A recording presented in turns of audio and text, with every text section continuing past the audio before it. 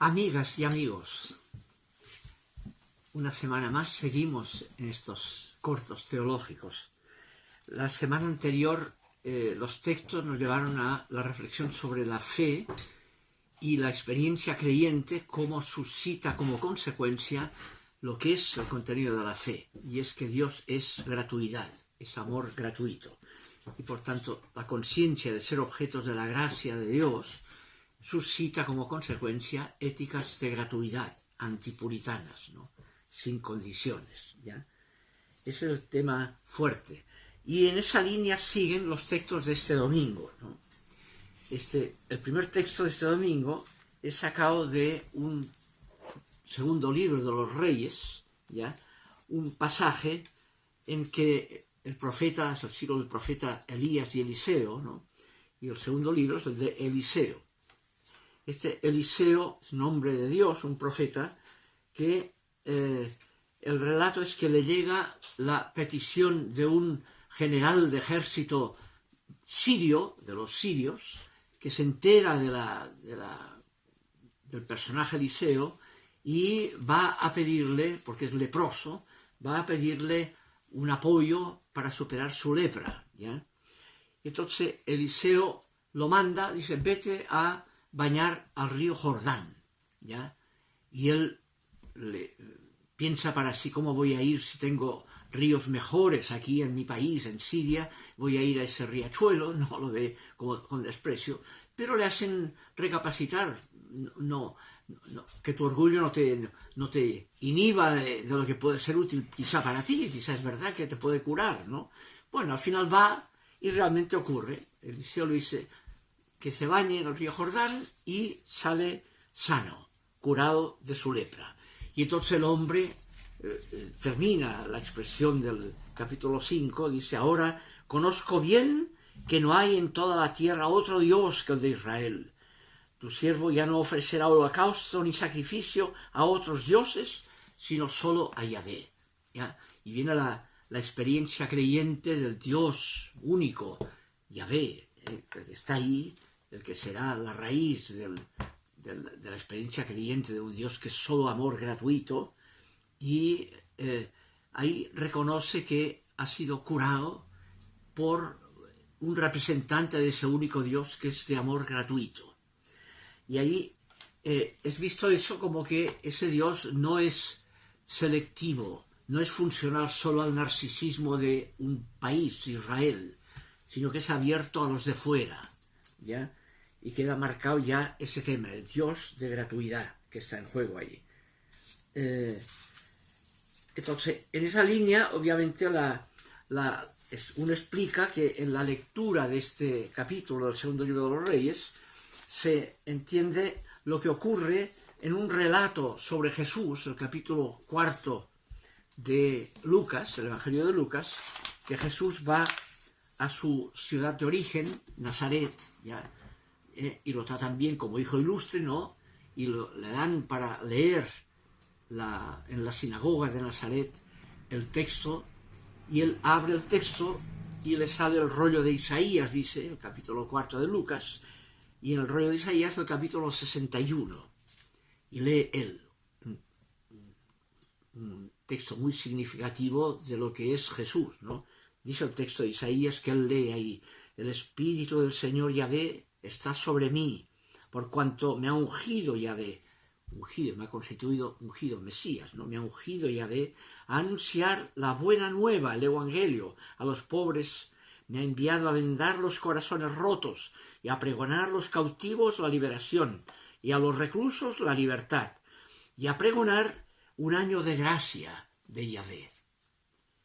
Y ahí dice el texto que cerró el rollo, el libro, y se sentó Jesús. Y toda la gente lo miraba con los ojos así fijos en él. Usa un verbo especial ahí, ¿no? Que indica, lo miraba con los ojos fijos, como atravesándolo con su mirada. ¿Por qué? Porque el versículo que sigue en Isaías, él termina, dice, a pregonar un año de gracia de Yahvé. Y ahí dice, terminó el libro y se sentó. Y ahí lo miraban con rabia. ¿Por qué? Porque no leyó el versículo siguiente, que está aquí en Isaías. El versículo siguiente dice, y un día de venganza de nuestro Dios, la venganza contra los enemigos. Eso no lo leyó la gracia nomás, no la venganza, ¿ya? Y ahí es cuando añade, entonces Jesús todavía complica más la situación, en la línea de lo que es el espíritu que lo animaba, porque entonces a esa gente que estaba mirándolo con la mirada, atravesándolo, porque no había leído el versículo de la venganza, todavía le añade, había en tiempo de Elías muchas viudas en Israel, y Dios mandó solo a Elías, a la viuda de Sarepta de Sidón, una viuda extranjera, y luego completa, y había muchos leprosos en Israel en tiempos del profeta Eliseo, el texto que leímos, y ninguno de ellos fue sanado, sino Naamán el sirio. Y hace alusión a este texto, el primer texto de hoy, ¿no? Naamán el sirio. Y ahí continúa el capítulo 4, que la gente se enrabió, y lo tomaron y lo sacaron afuera de la sinagoga y casi lo matan, intentaron despeñarlo, pero Jesús logró arrancarse, ¿ya? Es decir, como el espíritu que animaba a Jesús de gratuidad, saltándose la venganza, ¿ya? Y además una gratuidad que no es narcisista, que está abierta a los de fuera, de Siria, o a la mujer viuda de Sarepta de Sidón, ese Dios no es reconocido por el riesgo narcisista o nepotista de los propios coterráneos y quieren matarlo, no quieren aceptar esa alteridad, ese salir de los propios intereses egocéntricos, ¿no? Esa es toda la lección que hay en la primera lectura vinculada a la forma como ese texto es usado por el Evangelio de Lucas, el capítulo 4, ¿no? El texto notable. Ahí aparece Naamán el sirio, ¿ya? Bien, dicho eso, entonces viene la segunda lectura, que es la segunda carta de Timoteo, ¿ya? El capítulo 2, seguimos en la carta que empezó el día anterior también, y ahí Pablo le recuerda a Timoteo, es un texto notable, le dice, usa la palabra mnemoneue, que es donde viene el término anamnesis, recordar, que recordar es revivir también, reactualizar, no solo es una memoria del pasado, acuérdate de un dato, ¿no? Sino toma conciencia, actualiza ese memorial, lo que eso significa. Entonces les dice, recuerda, siempre recuerda que Jesucristo, el descendiente de David, resucitó de entre los muertos, tal como anuncia el Evangelio que yo predico. Y aquí está el tema del recuerdo anamnesis, ¿no? La palabra para introducir la celebración eucarística es anamnesis, el memorial. Hagan esto como memorial, eistenemen anamnesin, no como recuerdo, sino como memorial. O sea, háganlo actualidad en su toma de conciencia. Lo que aquello fue y significa es lo que tiene que ser la actitud de toda comunidad creyente cristiana. Es actualizar ese memorial, que es el memorial que representa aquello por lo cual Jesús se la jugó y lo condenaron a muerte, pero que Dios lo resucitó dándole la razón. Es el memorial de la Pascua de Jesús. Fue muerto, pero Dios lo resucitó, de manera que aquello por lo cual se la jugó y lo condenaron a muerte, tenía razón aunque lo hayan matado. Y todo aquel que tome como criterio de su propia existencia haga aquello una memoria viva actual y que marque su forma de entender las cosas, ¿no? Tiene razón aunque lo maten por ello. Ese es el significado de este recuerdo, de este actualizar esa memoria. Jesucristo que resucitó entre los muertos, tal como anuncia el Evangelio que yo predico. Y sigue, y por el que sufro ahora la cárcel. ¿Ya? Es la actualización, ese memorial que llevó a Jesús a que lo condenaron a muerte, explica por qué a Pablo lo están condenando también. ¿Por qué? Porque está asumiendo, recordando, o sea, haciendo actualidad propia, digamos, lo que significa ese recuerdo del desenlace de Jesús, ¿ya? Dice, pero esa palabra, aunque esté encarcelado, dice, no está encarcelada. Ahora, ¿por qué tenían preso a Pablo, además, no? Porque con su conversión, cuando ya cambia radicalmente de postura Pablo, una vez descubre que el Jesús muerto, crucificado, es el ungido de Dios, a quien Dios ha ratificado con su resurrección, entonces lo hace como criterio de su propia vida, saca la consecuencia de lo que eso significa. Entonces, claro, vendrá Pablo a anunciar la superación del narcisismo judío, el texto de Gálatas 4, ¿no? Por lo tanto, ya no hay ni judío ni gentil. Y así como Yahvé, por Eliseo, curó a un sirio, Naamán, o a una viuda de Sarepta de Sidón, cuando había tantas viudas en Israel, o tantos leprosos en Israel, y decidió por el de fuera, es una lección para decir, Dios no es funcional al narcisismo. Dios llama, interpela a la superación del narcisismo, a la alteridad, decidir por aquel que está más allá de los intereses propios, ¿no? Por tanto, no hay ni judío ni gentil, como no hay ni esclavo ni libre, y no hay ni hombre ni mujer, dirá Pablo. Y lo aplicará como puede, pero ese tema le llevó a Pablo a bautizar a incircuncisos, ¿no? Y a dedicarse a anunciar el Evangelio a los gentiles, a los que no eran del pueblo de Israel, para decirles lo que Dios prometió es verdad para todo hombre y toda mujer, todo espacio y todo tiempo. No tiene que ser monopolizado por una raza más que otra, por un pueblo más. No hay un pueblo más elegido que los otros, ¿no? Dios históricamente ha revelado en un determinado espacio-tiempo, en un determinado pueblo, una realidad que trasciende todo interés de todo pueblo. Es una mala lectura usar esa tradición de las promesas a Israel como un criterio de beneficio de que Dios quiere más a una raza que a otras razas, ¿no? Eso es lo que está en juego en estos textos, ¿no? La superación del narcisismo, ¿ya? Y el texto de Timoteo que tenemos, el capítulo 2, después termina con esa expresión en que Pablo cita, como argumento de todo esto, un himno prepaulino, que ahí está citado, cuando dice, al final del texto, dice, es verdad esta fe, dice, la fe es esta. Si hemos muerto con él, también viviremos con él. Si nos mantenemos firmes, también reinaremos con él. Si le negamos, también él nos negará. Y parece eso de decir, como condicionar la decisión por nosotros, ¿no? Si lo negamos, él nos negará. Pero lo corrige inmediatamente para entenderlo bien. Si somos infieles, o sea, lo negamos, él permanece fiel. Aunque seamos infieles, él permanece fiel porque no puede negarse a sí mismo. Porque él es lo que es, amor gratuito. Hagamos lo que hagamos, esa decisión es incondicional. Aunque lo neguemos, él no nos niega.